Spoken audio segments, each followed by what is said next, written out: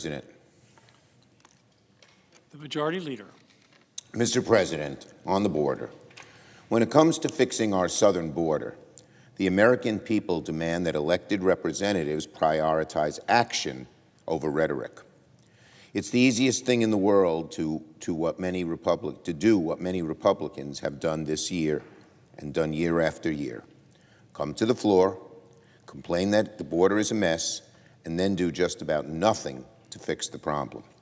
It's the easiest thing in the world to do what Donald Trump and his followers have perfected over the years. Demonize immigrants, pay lip service to our border agents, but ignore the work required to make change happen. Democrats know that the situation at the border is unacceptable. We know that the status quo cannot continue. But Democrats also know that fixing the border requires bipartisan legislation from Congress. 6 months ago, Democrats sat down with our Republican colleagues to get to work on drafting the strongest border security bill Congress has seen in decades. It contained many of the biggest issues that our Republican colleagues have demanded: fixes to asylum, more money for border agents, and it increased the president's emergency powers to respond to high numbers of border crossings. Our bipartisan bill was the closest Congress has been in decades to fixing our southern border, until Donald Trump blew it all up for political gain. I've seen many cynical things around here over the years, but it's hard to think of something more cynical than Republicans blowing up their own border deal in order to help Donald Trump win an election, because they think chaos will help them win. After all, how many times have we heard from Republicans that we need to fix asylum? How many times did we hear Donald Trump say that our asylum system was archaic and that what, quote, Democrats should be doing now is changing the loopholes? That's Trump. Trump said that.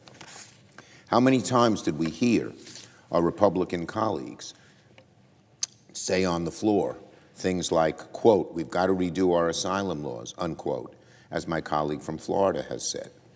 If my Republican colleagues care about fixing asylum, why did they vote to kill the best chance we've seen in decades to fix it?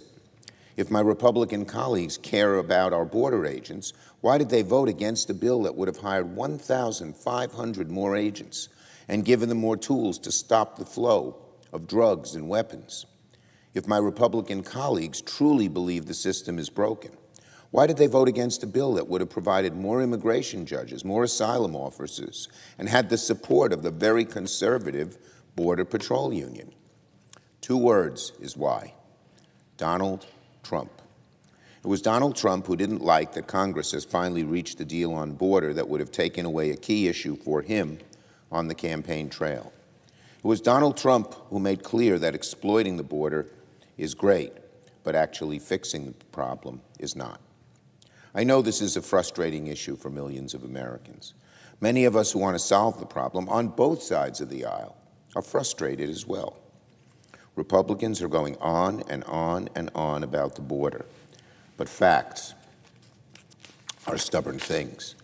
When Americans ask this year who is to blame for the continued mess at the border, they should listen to the words that came from Donald Trump himself. He said, please, blame it on me. That's what Trump said. On taxes. Yesterday, the CBO released a new report that should be a shot across the bow for Republicans who supported the disastrous 2017 Trump tax cuts. The CBO reported that extending all of the Trump tax cuts, which Republicans support and Donald Trump has promised to do if elected, would add a whopping $4.6 trillion to the deficit. That's $4.6 trillion. Let me say that again. An extension of all of the Trump tax cuts would add a whopping $4.6 trillion to the deficit. To the self-proclaimed fiscal hawks on the right, who always complain about deficits, this CBO report about the Trump tax cuts is like a pie in the face. This report should come as no surprise. We all saw what happened when Donald Trump and Republicans first pushed their tax cuts a few years ago. They blew a nearly $2 trillion hole in our deficit.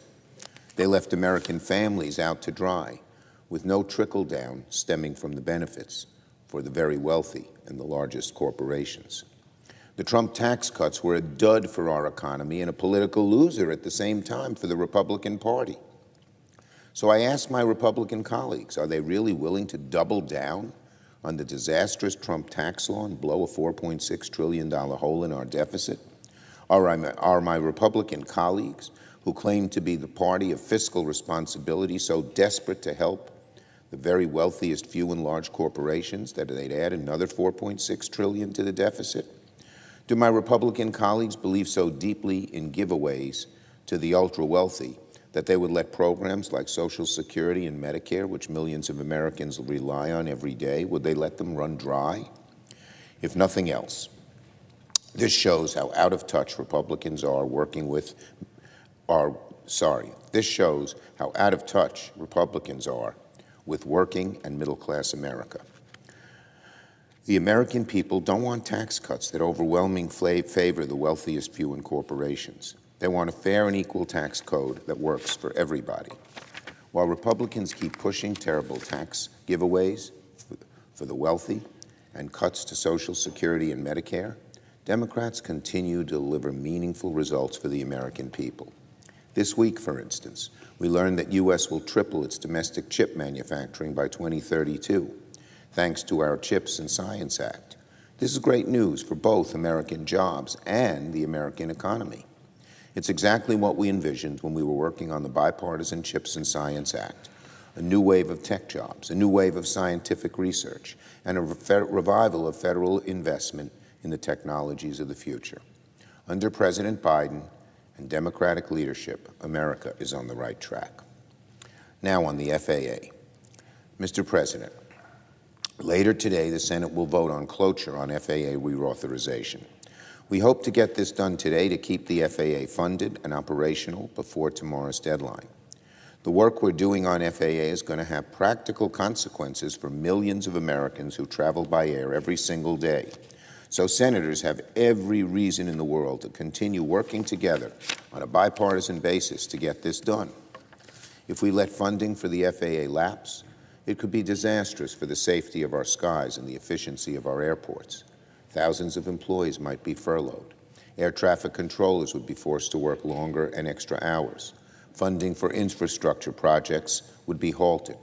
So I urge my colleagues on both sides of the aisle to continue working together so we can fund the FAA and avoid missing tomorrow's deadline. I yield the floor and note the absence of a quorum. Clerk will call the roll. Ms. Baldwin.